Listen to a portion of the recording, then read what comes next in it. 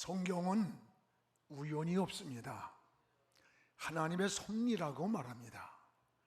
하나님은 개인을 섭리하시고 민족을 섭리하시고 그리고 역사를 섭리하십니다. 하나님의 손이 항상 이 역사를 움직이고 있다는 것을 알아야 됩니다. 성경에는 새 한 마리가 떨어지는 그것까지도 하나님이 허락이 있어야 한다고 했고, 그래서 잠언 16장 9절에 보면 사람이 마음으로 인생의 길을 계획한다 할지라도 그 걸음을 인도해 주는 분은 하나님이다라고 했습니다. 그렇습니다. 요나가 만난 풍랑, 또 요나의 손에 뽑힌 그 제비도 우연한 것이 아니라 하나님의 손이 개입하신 필연적 사건인 겁니다. 성경의 관점에서 보면 전염병 문제, 지구상에 나타나는 이상기온까지도 결코 우연이 아닙니다. 다윗이 불순한 의도로 인구조사를 실시했습니다. 그 교만함을 보신 하나님이 이 다윗을 징계하는데, 하나님은 갓 선지자를 통해서 세 가지 징계를 선택하라고 했습니다. 여러분 잘 아는 사무엘하 24장 13절에 보면 하나는 왕의 나라에 7년 기근을 택하겠는가? 두 번째는 왕이 석 달 동안 원수들에게 쫓겨다니는 망신을 당하는 도망치는 자가 될 것인가? 세 번째는 사흘 동안 전염병에 너희들이 선택할 것인가? 15절 3일간 전염병이 내렸습니다. 여러분 3일 동안 내린 이 전염병에 죽은 백성이 얼마인 줄 알아요? 이스라엘에 7만 명이 죽었어요. 오늘 우리가 코로나까지도 신앙적 성경적 관점에서 보면 결코 우연이 아님을 알아야 돼요. 역사 속에 개입하신 하나님의 손이라는 것을 깨달아야 됩니다. 오늘도 하나님은 이 역사의 수레바퀴를 움직이고 계시는 분입니다. 여러분 세상에 돌아가는 모든 일들이나 또한 징조들이 결코 우연이 아님을 우리는 믿어야 되고 기억해야 돼요. 사사들이 다스리던 시대였습니다. 여러분 그런데 베들레헴에 흉년이 들었어요. 거기에 나오미의 가정이 살았는데 그 나오미의 가정이 살던 사사 시대에 여러분 오늘 거기에 바로 베들레헴에 흉년이 왔어요. 나오미의 가정이 살던 사사 시대가 오늘날 우리 한국 사회의 문화와 여러 모양으로 닮았다고 생각이 돼요. 이 나오미의 가정은 어려움을 피하려고 베들레헴을 떠나서 모압으로 갔습니다. 그런데 얼마 있지 않아서 이 모압에서 불행한 사건들이 일어나는 거예요. 남편 엘리멜렉이 죽었습니다. 큰 충격입니다. 나오미의 가정은 베들레헴으로 돌아와야 할 텐데 오히려 이 모압에서 뿌리를 내리고 살려고 두 아들 말론과 기륜이 있었는데 이 두 아들을 모압의 여인과 결혼을 시켰어요. 근데 이 두 아들 말론과 기론이 또 죽었어요. 기가 막힌 일입니다. 문제는 이것이 우연인가 필연인가? 결코 우연이 아니었다는 거예요. 모압에 머물러서 있는 그 시간에 그때 일어난 사건들이에요. 나오미는 남편과 두 아들을 잃고 다시 베들레헴으로 돌아올 때에 나오미가 온다고 베들레헴 사람들이 나오미를 반깁니다. 그때 나오미가 울며 하는 고백이 나를 나오미라고 부르지 마세요. 나를 마라라고 불러주세요. 내가 하나님의 품을, 하나님의 집을 떠나서 더 행복하고 성공하고 돌아오리라 생각했는데 이 마라에서 쓴물을 마셨습니다. 마라라는 말이 쓴물이고 괴로움이란 뜻이에요. 여기서 난 실패하고 돌아온 자입니다 라는 고백입니다. 베들레헴을 떠나 모압에서 당한 고통과 실패를 고백하는 거예요. 오늘 우리는 이 말씀 속에서 우리 그리스도인들은 이 역사의 모든 일들, 여러분 이것을 우리 인간적 기준에서 생각하지 않고 하나님의 관점, 성경적 관점에서 깨닫는 영적 깨달음이 있어야 돼요. 이 모압에서 만난 이 불행들, 일어난 사건들이 결코 우연이 아니라고 하는 것을 알아야 돼요. 나오미는 13절에 이렇게 고백합니다. 여호와의 손이 나를 치셨다. 20절에는 전능자가 나를 심히 괴롭게 하였다. 21절에는 내가 풍족하게 베들레헴에서 나갔는데 여호와께서 나로 이 모압에서 다 실패하고 비어 돌아오게 하셨다. 이게 뭡니까? 여러분, 여기에 모든 것에 보이지 않는 하나님의 손이 있었다는 거예요. 오늘 우리가 살아가는 모든 인생의 삶이 결코 우연이 아니에요. 머리카락 하나까지도 세시는 하나님이라고 했던 거예요. 우리는 이 역사의 배후에 계시는 하나님의 영역 안에 있는 필연적 사건을 깨달아야 되는 거예요. 그러면 우리 성도는 인생의 문제를 만날 때 어떻게 살아야 하는 것인가? 어떻게 살아야 하는 것인가? 오늘 여러분, 우리는 베들레헴을 떠나지 말아야 한다는 것을 알아야 돼요. 이 베들레헴을 떠나면서부터 불행이 시작이 되었습니다. 오늘 여러분, 이 룻기서 오늘 1장 1절을 한번 같이 읽어봅시다. 사사들이 치리하던 때에 그 땅에 흉년이 드니라. 유다 베들레헴에 한 사람이 그의 아내 두 아들을 데리고 모압 지방에 가서 거류하였는데 사사들이 치리하던 때, 사사들이 치리하는 때에 베들레헴에 흉년이 들었다. 흉년이. 그런데 여기 살던 이 나오미의 가정이 모압으로 갔다는 거예요. 오늘 여러분, 사사들은 그 시대마다 하나님이 세운 영적 지도자들이에요.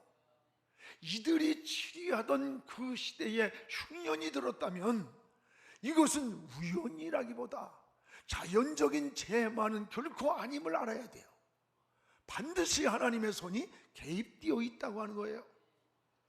당시의 흉년은 범죄하였던 이스라엘 백성들에게 주셨던 하나님의 징계이기도 했습니다. 그렇다면 여러분, 나오미의 가정은 지금 베들레헴에 흉년이 왔다고 모압으로 갈 것이 아닙니다. 왜 베들레헴 떡집 하나님의 집에 흉년이 왔나? 이거 엎드려서 하나님을 찾아야 돼. 하나님의 얼굴을 바라봐야 되는 거예요. 그리고 인내하면서 회복의 시간을 기다려야 되는 것, 이게 신앙 아닙니까? 아무리 어려워도 모압을 생각해서는 안 되는 거예요. 근데 모압으로 떠나버린 거예요.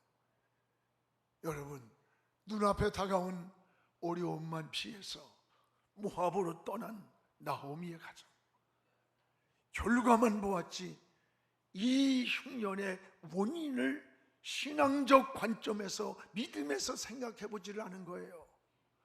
오늘 여러분, 우리가 사는 세상도 때때로 인생의 흉년을 만날 때가 참 많습니다. 때로는 질병이 인생을 덮쳐올 때도 있고, 삶의 실패가, 또는 환경이 여러 가지가 인생을 흉년을 만들 때가 얼마나 많아. 이럴 때 우리는 어떻게 반응을 해야 되는 것인가? 어떻게 반응을 해야 되는 것인가? 오늘 나오미의 가정은 흉년만 생각했습니다. 하나님의 얼굴을 찾질 않았습니다. 베들레헴을 떠나 모압으로 떠난 것, 이게 불행의 시작이었다는 것을 깨닫게 됩니다. 여러분, 우리도 인생의 문제를 만날 때 원인을 찾지 않고 결과만 보고 행동할 때가 얼마나 많아요. 명의사가 뭐예요? 명의사는 진단과 처방을 잘 내리는 걸 명의사라고 그래요. 여러분, 진단을 정확히 내려야 처방이 나와요. 오진을 하면 문제가 되는 거예요. 진단을 잘못하면. 오늘 나오미의 가정은 흉년이 왔을 때 베들레헴으로 떠나는 게 아니에요. 베들레헴을 떠나는 게 아니에요. 그는 하나님을 찾아야 되는 거예요. 여러분이 어떤 인생의 문제를 만나고 어떤 장애물을 만나고 힘든 일을 만날 때 세상을 돌아보고 환경을 돌아보는 게 아니에요. 하나님의 사람은 무릎을 꿇고 하나님의 얼굴을 찾는 거예요. 하나님을 바라보는 거예요. 하나님을 부르는 거예요. 그런데 나오미의 가정은 흉년만 피하려고 베들레헴을 떠난 것이 불행의 원인이 되었습니다. 그러면 여러분, 베들레헴은 어떤 곳입니까? 오늘 베들레헴이란 떡집이라고 하는 뜻입니다. 원래 이곳은 비옥하고 물이 아주 풍성한 곳이 베들레헴이에요. 분명 하나님의 숨은 손이 있음을 우리가 여기서 깨닫게 되는 거예요. 이 이런 베들레헴에 왜 흉년이 왔을까? 분명히 하나님의 뜻이 있는 거예요. 베들레헴은 야곱이, 여러분, 야곱의 그 아내 라헬이 묻힌 데가 베들레헴이고, 또 다윗의 출생지가 베들레헴이고, 또 예수님의 탄생하신 구속사적 의미가 있는 곳이 이게 베들레헴이야. 다시 말하면 하나님의 집, 하나님의 품이 바로 베들레헴이에요. 이런 축복의 땅에 흉년이 들었다면 이게 우연이겠어요?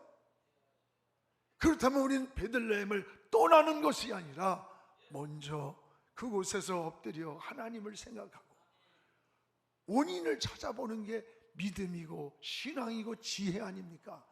근데 이 나오미의 가정은 환경만 보았어요.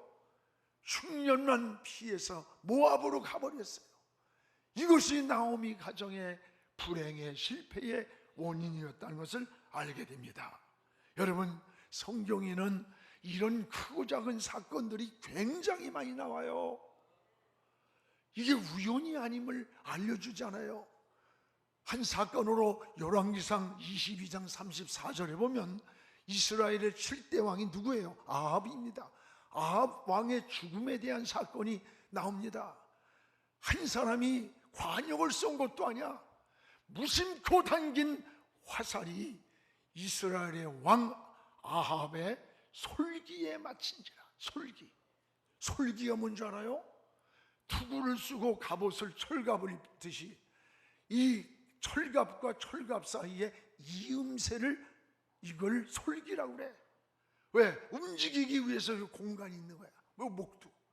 그런데 우연히 날아간 화살이 아합 왕의 철갑으로 무장한 아합 왕의 이음새를 파고 들어가서 박혀가지고 비참하게 죽었어요.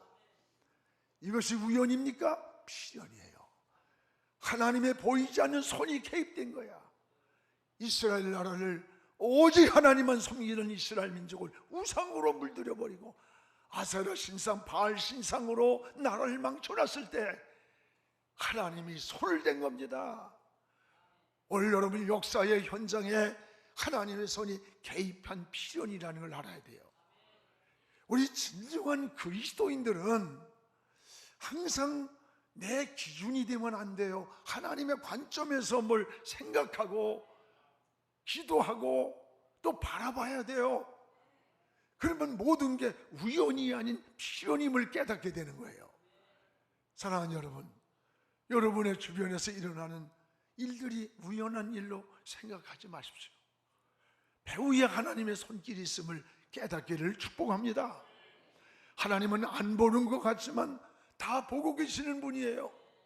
침묵하는 것 같지만 하나님의 손길은 움직이고 계시는 거죠. 이것을 깨닫는 것이 하나님의 지혜요 믿음입니다. 그래서 여러분, 지혜를 에베소서에 보면 하나님의 지혜의 영, 지혜의 용이라 그랬어요. 이런 지혜가 필요하고 믿음이 필요해요. 오늘 성도는 사는 방법이 다릅니다. 오늘 나오미의 가정이 모압에서부터 나와야 되는 거예요. 모압에서 나오는 거, 이게 사는 길이에요. 여러분, 모압이 어떤 곳입니까? 모압은 설명하기도 부끄러운 내용 아닙니까? 아버지 롯과 딸 사이에서 태어난 자식 새끼 이름이 모압이에요. 부정한 후손이 모압 족속이고 하나님을 떠난 자들이었어요. 이스라엘 백성을 괴롭히고 하나님을 대적하는 자들이 모압 족속 아닙니까? 모압은 죄악의 토성이고 하나님을 떠난 곳이고 우상의 도시였어요. 이 모압에는 예배가 없어요. 기도가 없어요. 하나님이 없는 곳이에요. 하나님의 사람이 머물 곳이 아닌 이유인데, 그런데 나오미의 가정은 지금 베들레헴이 좀 어렵다고 모압으로 떠난 것, 이건 하나님의 사람이 가는 길이 아니에요. 선택의 길이 아님을 깨달아야 됩니다. 여러분, 나오미의 가정은 이런 모압 땅에서 성공을 기대했을 거예요. 더 행복하길 꿈꿨을 거예요. 그러나 이것은 어리석음이었고 착각이었습니다. 사랑하는 여러분, 지금 모압 같은 환경에서 머물러 있지 않습니까? 하나님이 기뻐하지 않는 곳, 하나님이 없는 곳, 예배를 잃고 기도를 잃어버리고 하나님을 잃어버리는 그 모압에서 내 인생이 머물러서 쭈빗거리고 주춤거리고 있는 건 아닙니까? 모압을 정리하시기 바랍니다. 모압을 떠나기를 주의 이름으로 축복합니다. 모압은 결코 성도가 머물 곳이 아니기 때문입니다. 오늘 3절을 우리 같이 한번 읽겠습니다. 나오미의 남편 엘리멜렉이 죽고 나오미와 그의 두 아들이 남았다. 여러분, 여기에서 깨닫는 게 뭡니까? 모압에서 안식을 기대했습니다.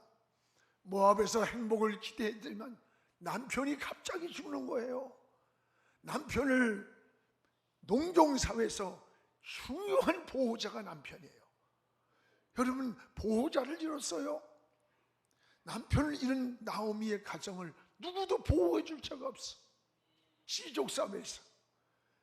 여러분, 이러면 빨리 나오미는 깨닫고 모압을 정리하고 빨리 다시 베들레헴으로 돌아가야 할 텐데, 그런데 이 나오미는 두 아들을 모압 여인과 결혼을 시켰어요. 아예 모압 땅에서 정착을 하고 성공하겠다고 그것도 10년간을 머물러 살았어. 그런 동안에 충격적인 사건이 또다시 일어나는 거예요. 우리 5절을 한번 같이 읽어봅시다. 말론과 기론 두 사람이 다 죽고 그 여인은 두 아들과 남편 뒤에 남았더라. 말론과 기론을 이 모압 땅에서 결혼을 시켰는데 그 두 아들이 다 죽어버렸어요. 여러분, 남편을 잃고 두 아들을 잃었습니다. 오늘 여기에서 자식을 잃었다, 아들을 잃었다, 이거는 그 당시에 상속자를 말해요. 상속자를 잃은 거예요. 여러분, 성공을 해도 돈을 벌어도 내가 물려줄 상속자가 없어요. 다음 세대의 모든 소망에 꿈이 다 사라진 거예요. 나오미의 가정에.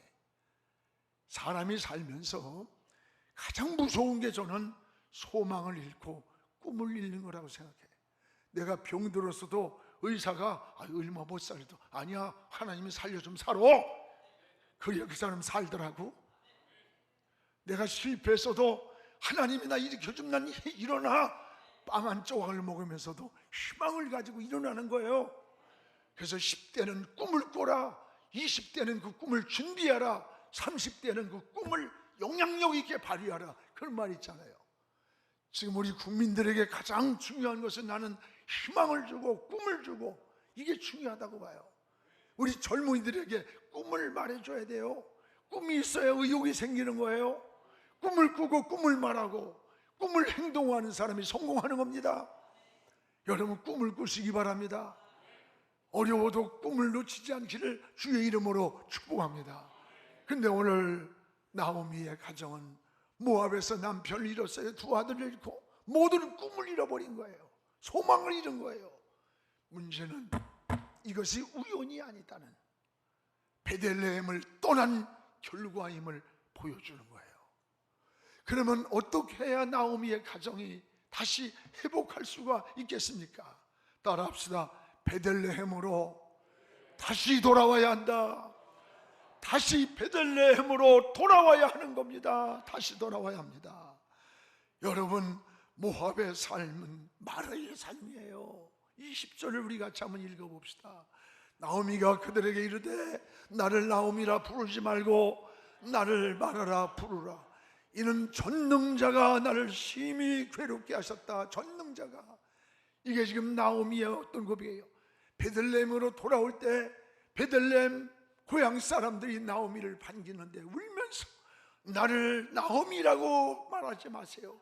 나는 쓴 잔을 먹고 실패한 마라입니다. 우연이 아니라 전능자 하나님이 나를 심히 괴롭게 했습니다. 괴롭게 했습니다. 우연이 아니란 뜻이에요.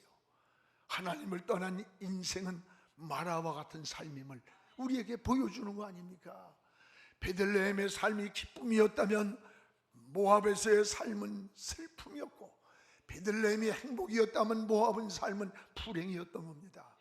우린 다시 어디로 가야 합니까? 어떻게 반응해야 됩니까? 다시 베들레헴으로 돌아가야 하는 거예요. 다시 하나님의 품으로 돌아가야 되는 거예요. 다시 아버지의 집으로 돌아가는 것, 이것이 우리의 삶의 회복인 거예요. 여러분, 또 하나 모압에서 일어난 사건이 결코 우연이 아님을 21절에 말씀합니다. 우리 같이 읽겠습니다. 내가 풍족하게 나갔더니 여호와께서 내게 비어 돌아오게 하셨느니라. 여호와께서 나를 징벌하셨고 전능자가 나를 괴롭게 하셨거늘 너희가 어찌 나를 나오미라 부르느니라. 내가 풍족하게 베들레헴에서 있을 때 모압으로 내려가는데 모압 땅에서 비어 돌아오는 실패자로 돌아오게 되었다. 이게 우연인가? 여호와께서 나를 징벌했다. 전능자가 나를 괴롭게 했다는 거예요. 우연이 아니라는 거죠. 우연. 여러분, 우리 신앙은 우연이 없어. 우연히 하나님의 섭리라고 말하는 거예요. 하나님의 뜻이라고 말하는 거예요. 필연이라고 말하는 거예요. 오늘 여호와께서 나로 비어 돌아오게 하셨느니라. 하나님의 손이 개입한 것을 깨닫게 되는 것입니다. 사랑하는 여러분, 오늘 이것을 깨닫는 것을 우리는 은혜라고 말해요. 이것은 은혜의 회복입니다. 이제 여러분 모압 생활을 청산합시다.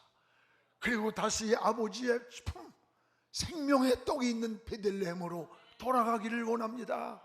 사랑하는 우리 성도 여러분, 우리는 하나님의 관점에서 보면 우연이 결코 아니에요. 인생에 살면서 여러 가지 문제를 만날 때 원망하고 낙심하고 절망하지 마세요. 역사의 배후에 계시는 저 하나님의 얼굴을 찾으시기 바랍니다. 하나님께 무릎 꿇고 하나님을 어린아이가 무섭고 두렵고 여러분 혼자 어쩔 줄 몰라 엄마 찾듯이 하나님을 찾으시기 바랍니다.